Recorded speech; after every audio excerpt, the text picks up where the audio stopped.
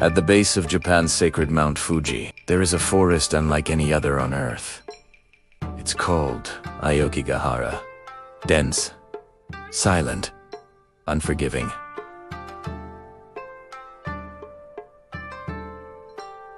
Tourist brochures show its winding trails, moss-covered roots.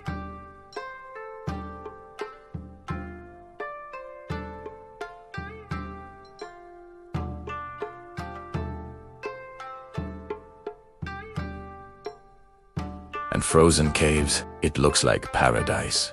A tranquil escape into nature. But that's only what you see on the surface. And once you step inside, the forest changes you. For decades, Aokigahara has been a magnet for death.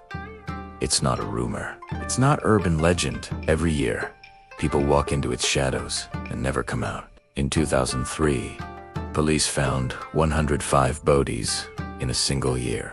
The number became so high, the government stopped publishing the statistics. Afraid the forest was becoming a destination for those ready to end their lives. When you enter Aokigahara, the first thing you notice is the silence. Not a single bird, not a single insect. The air feels thick. The trees are so tightly packed, they block the sun, twisting like dark hands toward the sky. Even in daylight, the forest feels like twilight. And if you listen long enough, you might hear something else. Whispers. This story begins with a man named Shigeru Kono, a park ranger who has patrolled Aokigahara for years. His job was grim. Every week a demarc, abandon camps, collect belongings, and call the police when he found the inevitable. Wasu said, do it. Or so he thought. One spring morning, Shigeru was walking a narrow path, deep in the woods. He'd just found a small tent.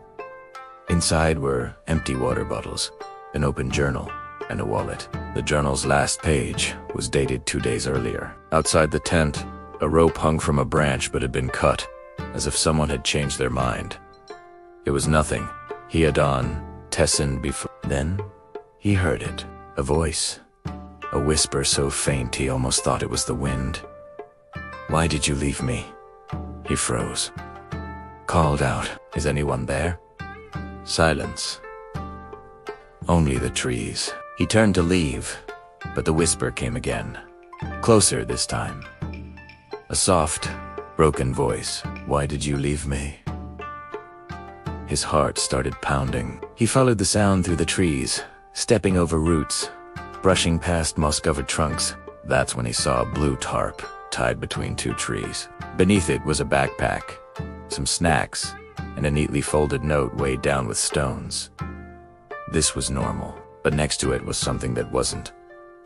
Footprints, small, bare footprints, pressed into the soft moss, leading away into the darkness. He followed them. 1 step, 2 steps, 5. The print stopped, just like that. No more. No sign of anyone. The forest was completely still. Then the whisper came again, but this time it was behind him. Espun around. Nothing. Only trees. Only silence. He started to feel something cold brush past his shoulder, like a hand guiding him deeper. His vision blurred. For a moment, he couldn't tell which direction was the path, which direction he'd come from. The bright tape markers tied to trees used by rangers to avoid getting lost were gone, disappeared.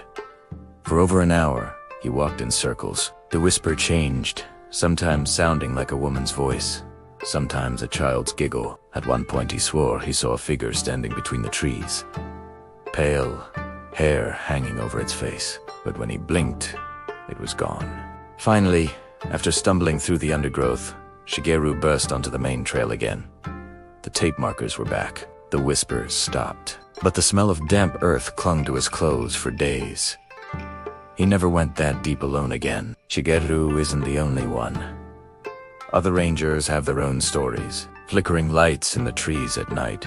Distant cries echoing through the forest. Strange, magnetic interference that makes compasses spin wildly. GPS devices cutting out, as though the forest itself is erasing its paths. In Japanese folklore, When a person dies violently or with deep sorrow, their soul becomes a yurei, a restless spirit unable to pass on. Aokigahara is said to be full of them.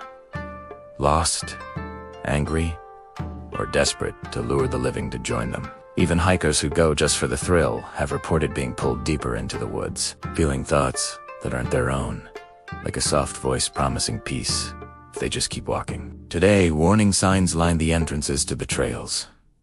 Your life is a precious gift. Think of your family. Volunteers patrol the forest to stop people from entering alone.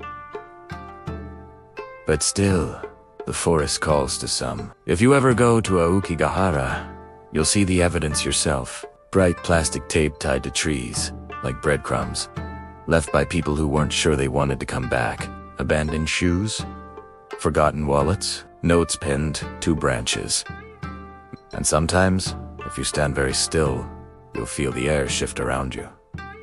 You'll think you hear someone behind you. When you turn, there's no one there. And if you hear a whisper where no one stands, or see footprints where no one walks, remember this: not everything in Aokigahara is alive, and not everything in it wants you to leave. Even in the daylight, it's easy to get lost. At night, it's almost impossible to find your way out. That's when the forest is at its most quiet. That's when the yurei are closest, watching, waiting. So if you ever stand at the edge of Aokigahara, looking into its dark green maze of trees, and you hear the faintest voice calling you inside, don't answer. Don't step forward. And whatever you do, don't follow the footprints. Because some paths in that forest don't lead bike out.